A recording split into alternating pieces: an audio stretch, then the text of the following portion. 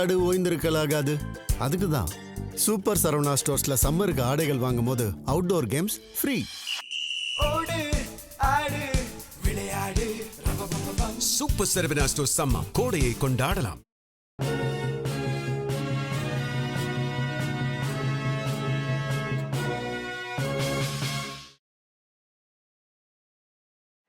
வணக்கம். ஜெம் செய்திகளுக்காக தமிழ் மொழி. இந்திய நேரப்படி காலை 8:30 மணி செய்திகள். முதலில் ஜெம் தலைப்புச் செய்திகளை காணலாம். தமிழக வெற்றி கழக தலைவர் விஜய்க்கு அளிக்கப்பட்ட கான்வாய் பாதுகாப்பு வாபஸ். விஜய் தானாகவே முன்வந்து கான்வாய் வாகனங்களை திருப்பி அனுப்பியதாக தகவல். தனிப்பெரும் கட்சியான தாவேக ஆட்சி அமைக்க திமுக இடையூறு செய்யாது. முன்னாள் முதலமைச்சர் மு.க. ஸ்டாலின் உறுதி. ஆதரவு அளிப்பது குறித்து தங்களது முன்னணி நிர்வாகிகளுடன் மிக விரைவில் விவாதிப்போம். விடுதலை சிறுத்தைகள் கட்சித் தலைவர் திருமாவளவன் அறிவிப்பு. மேற்கு வங்க பாஜக முதல்வர் வேட்பாளரின் தனி உதவியாளர் மர்ம நபர்களால் சுட்டு உயிர் மாய்க்கம். பாஜக முதல்வர் வேட்பாளர் சுவேந்து அதிகாரி கடும் கண்டனம். ஹார்முஸ் நீரிணையை ஈரான் திறக்க சம்மதிக்காவிட்டால் முன் எப்போதும் இல்லாத அளவில் தாக்குதல் தொடரும். அமெரிக்க அதிபர் டொனால்ட் ட்ரம்ப் எச்சரிக்கை. IPL 20 ஓவர் கிரிக்கெட் தொடரின் 49வது போட்டி. பஞ்சாபை வீழ்த்தி ஐதராபாத் அணி வெற்றி. இனி விரிவான செய்திகளை காணலாம். தமிழக வெற்றி கழக தலைவர் விஜய்க்கு அளிக்கப்பட்ட கான்வாய் பாதுகாப்பு தற்போது திரும்ப பெறப்பட்டு உள்ளன. தமிழக வெற்றி கழக தலைவர் விஜய்க்கு வழங்கப்பட்டு வந்த சிறப்பு பாதுகாப்பு கான்வாய் வாகனங்கள் தற்போது திரும்ப பெறப்பட்டு உள்ளன. இதனால் அவர் சென்னை பட்டினப்பாக்கம் அலுவலகத்திலிருந்து கான்வாய் வாகனங்கள் எதுவுமின்றி நீலாங்கரையில் உள்ள தனது வீட்டுக்கு புறப்பட்டார். இந்த 4 கான்வாய் வாகனங்களும் தலைமை செயலகம் நோக்கி புறப்பட்ட நிலையில் காவல்துறையினர் மட்டுமே விஜயுடன் இருந்தனர். மேலும் விஜய் தானாகவே முன்வந்து கான்வாய் வாகனங்களை திருப்பி அனுப்பியதாக தகவல் வெளியாகி உள்ளது. தனிப்பெரும் கட்சியான தாவேக ஆட்சி அமைக்க திமுக இடையூறு செய்யாது என்று முன்னாள் முதலமைச்சர் மு.க. ஸ்டாலின் உறுதியளித்துள்ளார். முன்னாள் முதலமைச்சரும் திமுக தலைவருமான மு.க. ஸ்டாலின் ஆங்கில நாளிதழுக்கு பேட்டி அளித்தார். அப்போது தனிப்பெரும் கட்சியான தாவேக ஆட்சி அமைக்க திமுக இடையூறு செய்யாது என்று தெரிவித்தார்.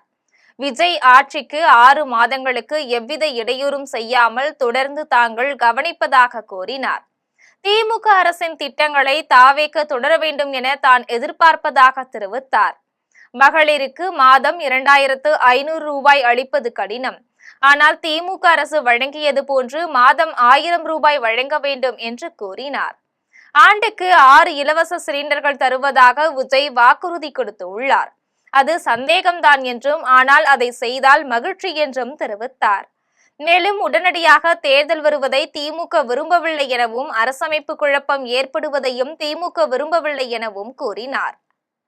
தாவேகவுக்கு ஆதரவு அளிப்பது குறித்து தங்களது முன்னணி நிர்வாகிகளுடன் மிக விரைவில் விவாதிப்போம் என்று விடுதலை சிறுத்தைகள் கட்சி தலைவர் திருமாவளவன் தெரிவித்துள்ளார்.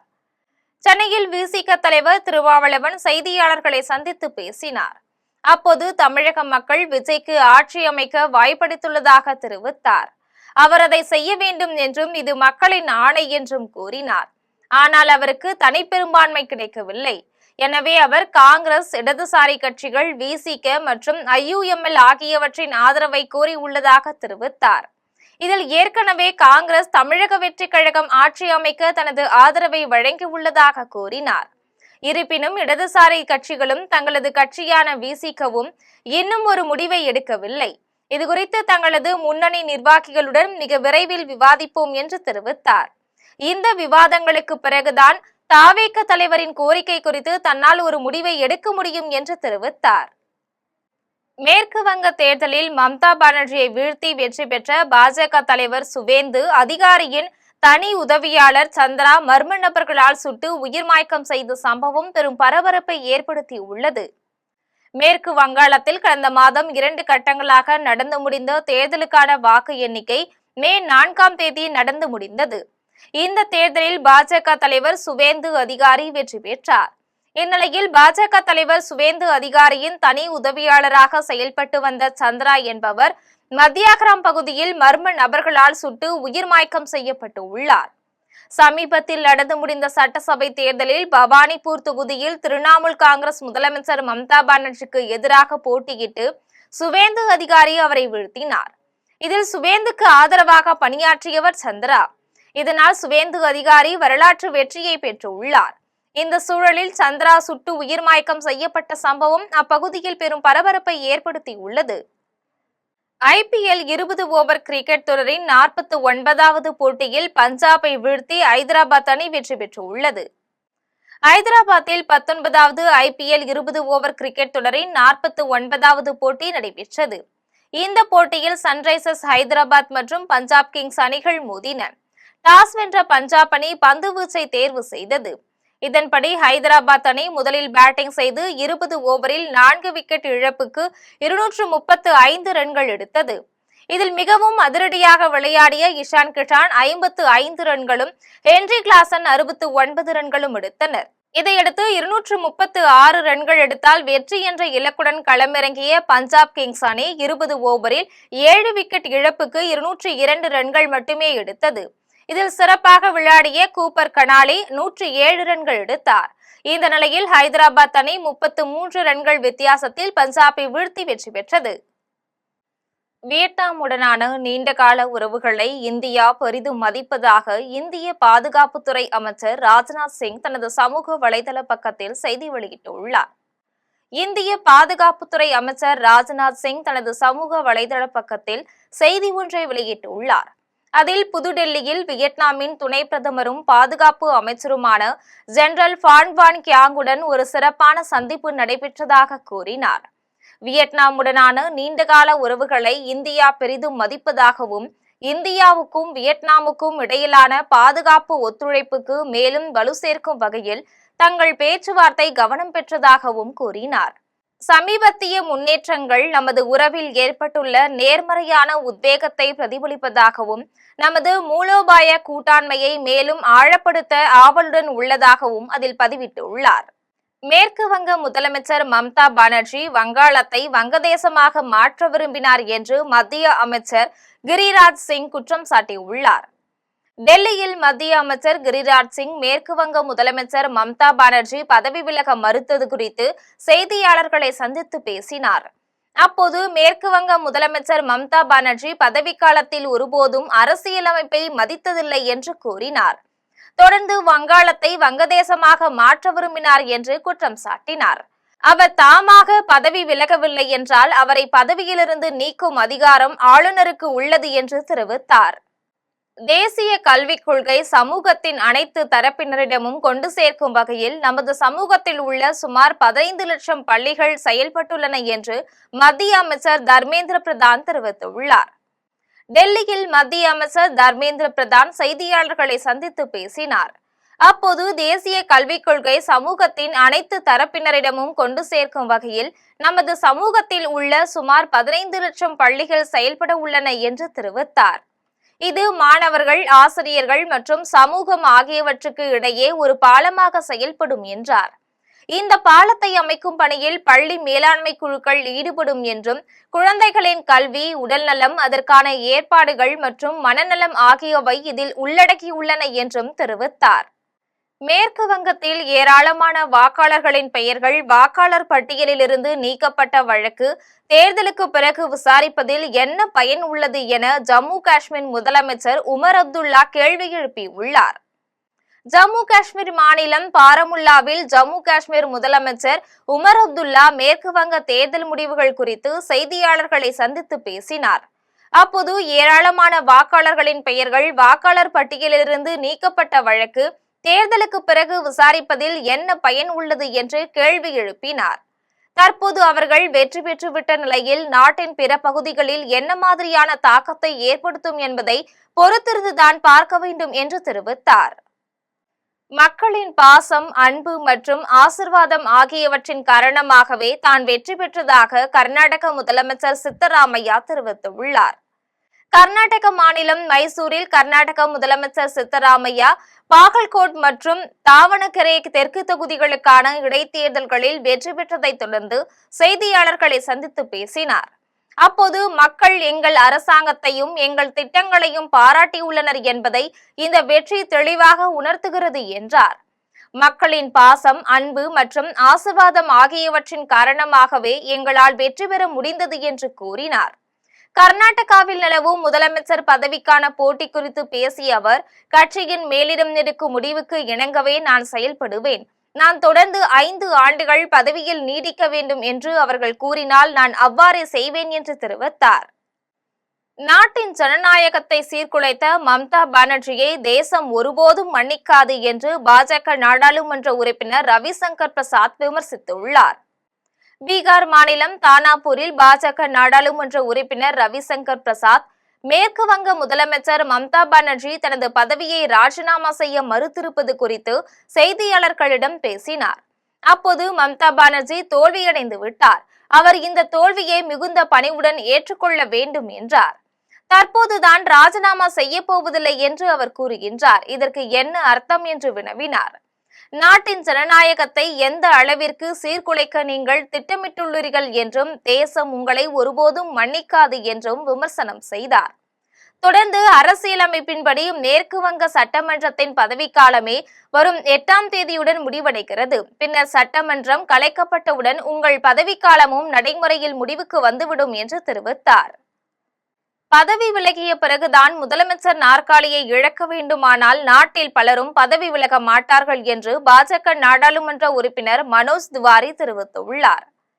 டெல்லியில் பாஜக நாடாளுமன்ற உறுப்பினர் மனோஜ் திவாரி தேர்தல் தோல்விக்கு பிறகு முதலமைச்சர் மம்தா பானர்ஜி பதவி விலக மறுப்பது குறித்து செய்தியாளர்களிடம் பேசினார்.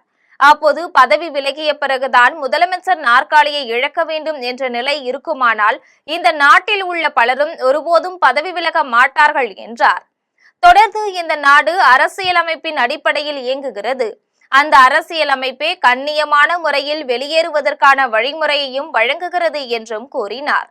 மேலும் உரிய இடத்திற்கு சென்று கையெழுத்து இடுவதன் மூலம் உங்கள் கண்ணியம் காக்கப்படுவதாகவும் நீங்கள் அந்த முடிவை ஏற்றுக்கொண்டீர்கள் என்பது உறுதி செய்யப்படுவதாகவும் தெரிவித்தார்.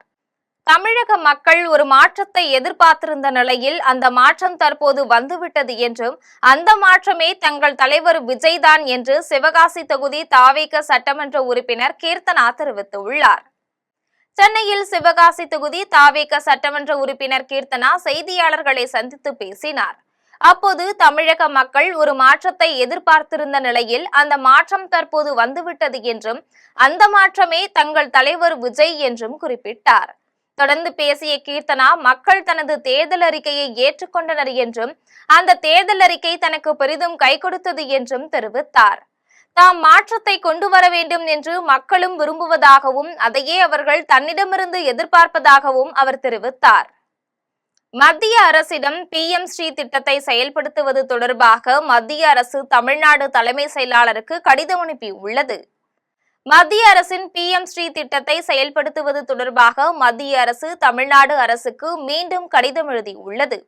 இதையடுத்து தேசிய கல்விக் கொள்கையை முழுமையாக அமல்படுத்துவதை உள்ளடக்கிய புரிந்துணர்வு ஒப்பந்தத்தில் கையெழுத்திடுமாறு தமிழ்நாடு தலைமை செயலாளருக்கு மத்திய அரசு கடிதம் அனுப்பியுள்ளது. இத்திட்டம் மும்மொழி கொள்கையை உள்ளடக்கி இருந்ததால் MK ஸ்டாலின் தலைமையிலான அரசு எதிர்த்து வந்தது. தற்போது புதிய அரசு அமைய உள்ளதால் தமிழ்நாடு மற்றும் மேற்கு வங்கம் போன்ற மாநிலங்கள் இத்திட்டத்தை அமல்படுத்தும் என மத்திய அரசு நம்பிக்கை தெரிவித்துள்ளது. சாதி மற்றும் மத அடிப்படையில் எங்கள் மக்களை பிளவுபடுத்தும் நோக்கத்துடன் பாஜகவினர் திட்டமிட்டு செயல்படுவதாக பஞ்சாப் அமைச்சர் ஹர்பால் சிங் சீமா குற்றம் சாட்டியுள்ளார். பஞ்சாப் மாநிலம் சண்டிகரில் அம்மாநில அமைச்சர் ஹர்பால் சிங் சீமா செய்தியாளர்களிடம் பேசினார். அப்போது பஞ்சாபில் நிகழ்ந்த இரட்டை வெடிப்பு சம்பவங்கள் குறித்து பேசியவர், எப்போதெல்லாம் ஒரு மாநிலத்தில் சட்டமன்ற தேர்தல்கள் நெருங்குகின்றனவோ அப்போதெல்லாம் பாஜகவின் தேர்தல் வியூகம் வெளிச்சத்திற்கு வருவதாக கூறினார். தேர்தல் நடைபெற உள்ள ஒவ்வொரு மாநிலத்திலும் வன்முறை மற்றும் கலவரங்களை தூண்டிவிட்டு அக்கட்சி அரசியல் ஆதாயம் தேடுவதாக குற்றம் சாட்டினார். சாதி மற்றும் மத அடிப்படையில் எங்கள் மக்களை பிளவுபடுத்தும் நோக்கத்துடன் இச்சம்பவங்களை தூண்டிவிட்டு உள்ளனர். பஞ்சாபின் சட்டம் ஒழுங்கை சீர்குலைக்கும் நோக்கத்துடன் நிகழ்த்தப்பட்ட இந்த வெடிகுண்டு தாக்குதல்கள் பாஜகவின் உறுப்பினர்களாலும் அவர்களுடன் தொடர்புடைய முகமைகளாலும் திட்டமிடப்பட்டு செயல்படுத்தியதாக குற்றம் சாட்டினார். மேற்கு வங்க தேர்தல் முடிவுகள் அறிவிக்கப்பட்டதிலிருந்து பல்வேறு அசம்பாவிதங்கள் நிகழ்ந்துள்ளதாக காவல்துறை தலைமை இயக்குனர் சித்நாத் குப்தா தெரிவித்துள்ளார். மேற்கு வங்க மாநிலம் கொல்கத்தாவில் காவல்துறை தலைமை இயக்குனர் சித்நாத் குப்தா செய்தியாளர்களிடம் பேசினார். அப்போது மேற்கு வங்கம் தேர்தல் முடிவுகள் அறிவிக்கப்பட்ட நேரத்திலிருந்து மிரட்டல், தாக்குதல் மற்றும் அச்சுறுத்தல் போன்ற பல சம்பவங்கள் நிகழ்ந்துள்ளதாக கூறினார். நாங்கள் 200க்கும் மேற்பட்ட முதல் தகவல் அறிக்கைகளை பதிவு செய்துள்ளோம். அந்த அறிக்கைகளின் அடிப்படையில் விசாரணை மேற்கொண்டு 433 நபர்களை கைது செய்துள்ளோம் என்றார். தொடர்ந்து முன்னெச்சரிக்கை நடவடிக்கையின் கீழ் 1100க்கும் மேற்பட்ட நபர்களை கைது செய்துள்ளோம் என்றும் தெரிவித்தார். தற்போது வரை எவ்வித அசம்பாவிதங்களும் நடைபெறவில்லை என்று குறிப்பிட்டார். மேற்கு வங்க தேர்தல் முடிவுகளுக்கு பிறகு தொடர்ந்து வன்முறைகள் நடைபெற்று வருவதாக பாஜக மாநில தலைவர் சாமிக் பட்டாச்சார்யா குற்றம் சாட்டியுள்ளார். மேற்கு வங்க மாநிலம் ஹவுராவில் பாஜக மாநில தலைவர் சாமிக் பட்டாச்சார்யா செய்தியாளர்களிடம் பேசினார். அப்போது பதவியேற்பு விழாவுக்கு தேவையான விதிமுறைகள் குறித்தும் அவற்றை எவ்வாறு பூர்த்தி செய்வது என்பது குறித்தும் நாங்கள் ஒரு கலந்துரையாடலை மேற்கொண்டதாக கூறினார். தனிப்பட்ட முறையில் நான் உள்துறை செயலாளரிடம் ஒன்றை வலியுறுத்தியதாகவும் தேர்தல் முடிவுகளுக்கு பிந்தைய வன்முறைகள் தற்போது தொடர்ந்து நடைபெற்று வருவதாகவும் கூறினார். மேலும் எத்தகைய சூழலிலும் இவை உடனடியாக நிறுத்தப்பட வேண்டும் என்றும் வன்முறையில் ஈடுபடுபவர்கள் மீது கடுமையான நடவடிக்கை எடுக்கப்பட வேண்டும் என்றும் வலியுறுத்தினார். திருப்பூரில் தமிழக வெற்றிக் கழகம் தேர்தல் கோரிக்கை அறிக்கை குழுவின் மக்கள் கருத்து கேட்பு கூட்டம் நடைபெற்றது. திருப்பூரில் தமிழக வெற்றிக் கழகம் தேர்தல் கோரிக்கை அறிக்கை குழுவின் மக்கள் கருத்து கேட்பு கூட்டத்தில் திருப்பூர் மாநகர மாவட்ட செயலாளர் ரமேஷ் கலந்து கொண்டார். இதுகுறித்து பேசிய அவர், தாவேக கட்சியின் நிர்வாகிகள் மற்றும் மகளிரணி நிர்வாகிகள் தங்களை அன்போடு வரவேற்று நமது சங்கத்தின் கோரிக்கையை கவனமாக கேட்டு தேர்தல் வாக்குறுதியில் சேர்க்க ஆவண செய்வதாக கூறினார்கள். திமுக கட்சியின் தேர்தல் கோரிக்கை கூட்டத்தில் இனாம் நில பிரச்சினை பற்றி செந்தில் பாலாஜியிடம் கோரிக்கை வைத்தபோது அதை புறக்கணித்ததாக கூறினார். பின்னர் நமது சங்கத்தின் நிறுவனர் வழக்கறிஞர் ஈசன் முருகசாமி அவர்களின் வேண்டுகோளை ஏற்று தமிழக மக்கள் ஒருவிரல் புரட்சி மூலம் பாடம் புகட்டிவிட்டார்கள் என்றார். மேலும் உழவர்களின் திருநாளாம் பொங்கல் திருநாளை கருப்பு பொங்கலாக மாற்றிய விடியா ஆட்சியை ஆட்சி அதிகாரத்திலிருந்து வீட்டுக்கு அனுப்பிய விவசாயிகள் மற்றும் பொதுமக்களுக்கு தமிழக விவசாயிகள் பாதுகாப்பு சங்கத்தின் சார்பில் நன்றியை தெரிவித்துக் கொண்டார். அமராவதியில் முதலமைச்சர் சந்திரபாபு நாயுடு தலைமையில் 17வது மாநில தொழில்துறை மேம்பாட்டு குழு கூட்டம் நடைபெற்றது. ஆந்திர பிரதேசம் மாநிலம் அமராவதியில் முதலமைச்சர் சந்திரபாபு நாயுடு தலைமையில் 17வது மாநில தொழில்துறை மேம்பாட்டு குழு கூட்டம் நடைபெற்றது. இதில் மாநிலத்தில் 2 லட்சம் கோடி ரூபாய் மதிப்பிலான முக்கிய முதலீடுகளுக்கு ஒப்புதல் அளிக்கப்பட்டு உள்ளது.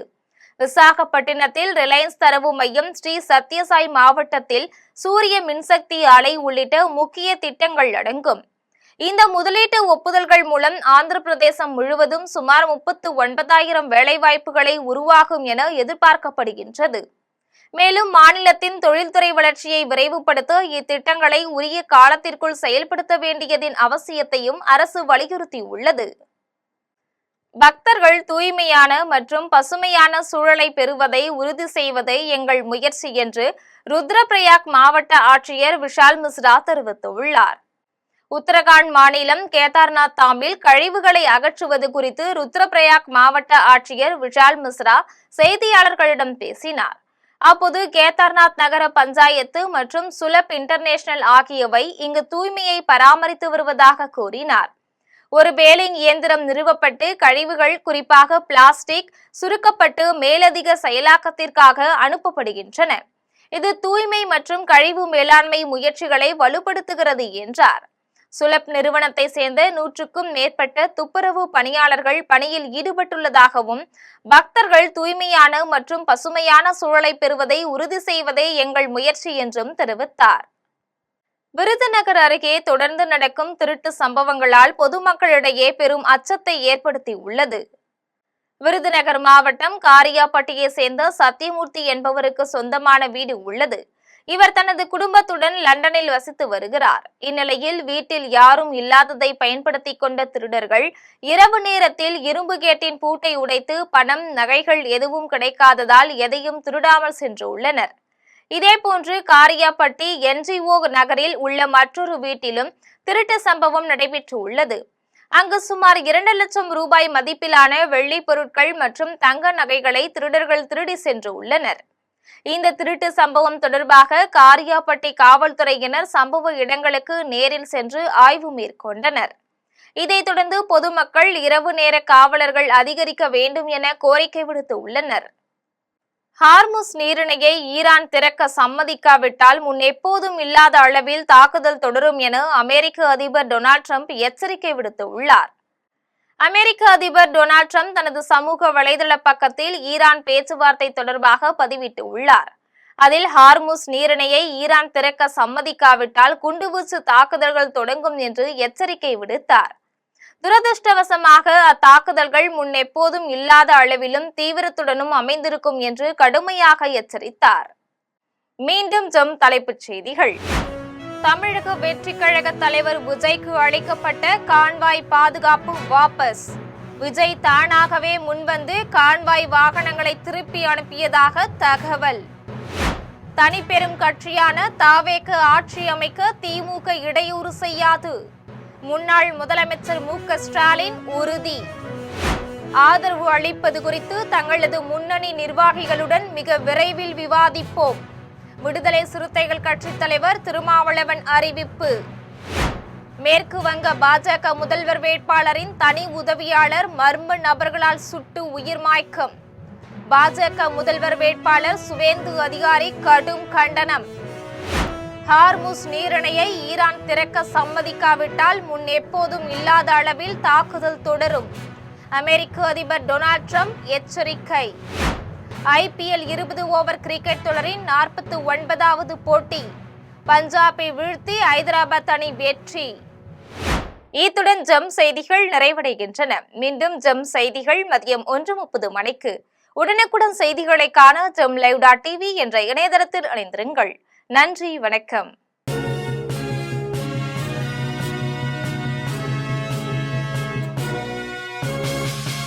விளையாடு ஓய்ந்திருக்கலாகாது.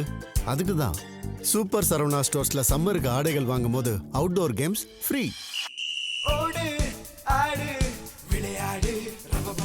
சூப்பர் சரவணா ஸ்டோர்ஸ் சம்மர் கோடையை கொண்டாடலாம்.